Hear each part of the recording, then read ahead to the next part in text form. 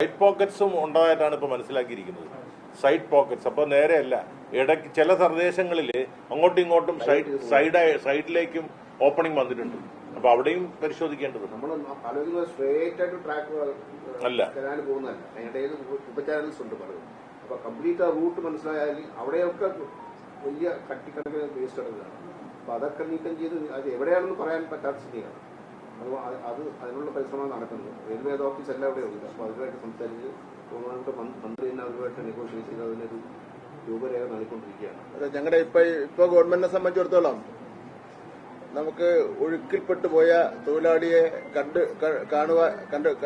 കണ്ടെത്തുക എന്നുള്ളതാണ് ഇപ്പോ ഞങ്ങളുടെ മുന്നിലുള്ളത്. അതിനാണ് മുൻഗണനയുള്ളത്. ബാക്കി ധാരാളം കാര്യങ്ങൾ റെയിൽവേയുടെ ആമേഴഞ്ചാൻ തോടിന്റെ കാര്യവും ആമേഴഞ്ചാൻ തോട് എങ്ങനെയാണ് റെയിൽവേ കൈകാര്യം ചെയ്യുന്നു എന്നുള്ള സംബന്ധിച്ചിടത്തോളം ആ റെയിൽവേ കൈകാര്യം ചെയ്യുന്നതിന്റെ അടിസ്ഥാനത്തിൽ ഇപ്പോൾ ഉണ്ടായിക്കൊണ്ടിരിക്കുന്ന ബുദ്ധിമുട്ടിനെ സംബന്ധിച്ചിടത്തോളം വരും ദിവസങ്ങളിൽ റെയിൽവേയുടെ ഉന്നത ഉദ്യോഗസ്ഥന്മാരുമായിട്ട് ചർച്ച ചെയ്യും. ഇന്നലെ തന്നെ ഇതിനെ സംബന്ധിച്ച് ഒരു അന്വേഷണം നടത്തുന്നതിന് വേണ്ടി കളക്ടറെ ചുമതലപ്പെടുത്തിയിട്ടുണ്ട്. ഇതടക്കമുള്ള വിഷയങ്ങൾ ഉൾപ്പെടുത്തിക്കൊണ്ടുള്ള റിപ്പോർട്ട് കളക്ടർ നൽകും. അതിന്റെ അടിസ്ഥാനത്തിലായിരിക്കും റെയിൽവേയുടെ ഉന്നത ഉദ്യോഗസ്ഥന്മാരുമായിട്ട് ചർച്ച ചെയ്ത് ശാശ്വതമായി ഇതിനൊരു പരിഹാരം കാണുന്നതിന് വേണ്ടിയുള്ള കാര്യങ്ങളെ സംബന്ധിച്ചിടത്തോളമാണ് ഞങ്ങൾ ആലോചിക്കുന്നത്. അല്ല ഇപ്പോൾ പരസ്പരം അങ്ങോട്ടും ഇങ്ങോട്ടും പഴിചാരുകയിലല്ല ഇപ്പോൾ ഞങ്ങൾ ഉദ്ദേശിക്കുന്നത്.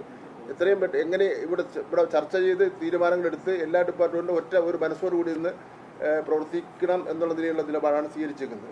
ഇപ്പോൾ ആരോഗ്യവകുപ്പിന്റെ നേതൃത്വത്തിൽ ഒരു ഫുൾ ടീം ഇവിടെ അവരെ സഹായിക്കാൻ വേണ്ടി വന്നെത്തിയിട്ടുണ്ട്. കാര്യം വെച്ചാൽ ഒരു 15-20 മിനിറ്റ് കൂടുതൽ അവിടെ നിൽക്കാൻ വേണ്ടി പറ്റില്ല. അത് പിന്നെ കരയിൽ കയറി തന്നെ അപ്പോൾ തന്നെ അവർക്ക് മരുന്നും എല്ലാം കൊടുക്കേണ്ടതായിട്ടുണ്ട്. പിന്നെ ശരീരം വൃത്തിയാക്കേണ്ടതായിട്ടുണ്ട്. അങ്ങനെയൊക്കെയുള്ള ഒരുപാട് പ്രശ്നങ്ങൾ ഉണ്ട്.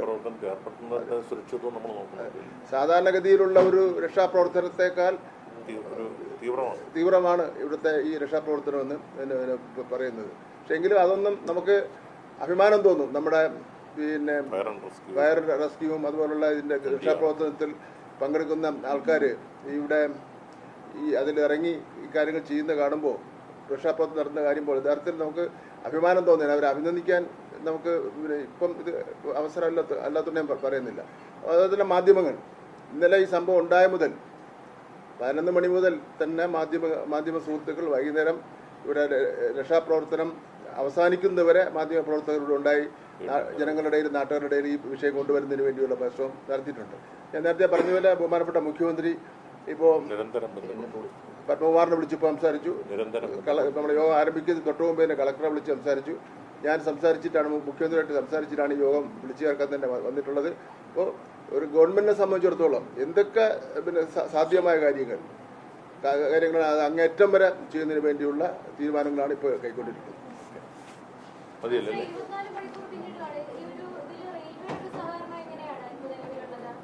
റെയിൽവേ ഇപ്പോൾ ഞങ്ങളോടൊപ്പം സഹകരിക്കുന്നുണ്ട്. റെയിൽവേ ഇപ്പോൾ സഹകരിക്കുന്നുണ്ട്. റെയിൽവേ സഹകരിക്കാത്ത മറ്റു കാര്യങ്ങളെ സംബന്ധിച്ചോളം പിന്നെ ചർച്ച ചെയ്യും.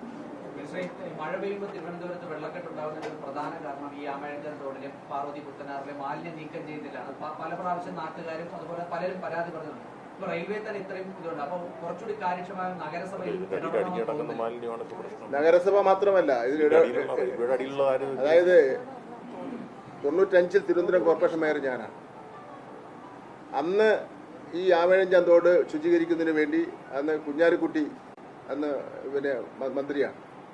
അത് ജില്ലാ കളക്ടർ പിന്നെ നിവിത നമ്മുടെ അരുണ സുന്ദർ രാജാണ് ജില്ലാ കളക്ടർ. അന്ന് ഞങ്ങളിത് വൃത്തിയാക്കുന്നതിന് വേണ്ടി ഒരു പരിശ്രമം നടത്തിയപ്പോൾ അന്ന് റെയിൽവേക്ക് തടസ്സമുണ്ടായി. അന്ന് അദ്ദേഹം MLA ആയിരുന്നു, ആന്റണി രാജു. അപ്പൊ ഇത് റെയിൽവേ ഇത് മൊത്തം ക്ലീൻ ചെയ്യണമെങ്കിൽ റെയിൽവേയുടെ പ്രോപ്പർട്ടിയാണ്. അവർ പൂർണ്ണമായിട്ട് അനുവാദം തരണം. അവർക്ക് ചില പ്രശ്നങ്ങളുണ്ട്. ഇപ്പൊ റെയിൽവേ പരിമിതികളുണ്ട്. ആ പരിമിതികൾ വെച്ചുകൊണ്ട് നമുക്ക് ചെയ്യാൻ വേണ്ടി പറ്റില്ല. അവരുടെ സർവീസ് ചിലപ്പോൾ നിർത്തിവെക്കേണ്ടി വരും. അങ്ങനെയൊക്കെ ഒരുപാട് കാര്യങ്ങളുണ്ട്.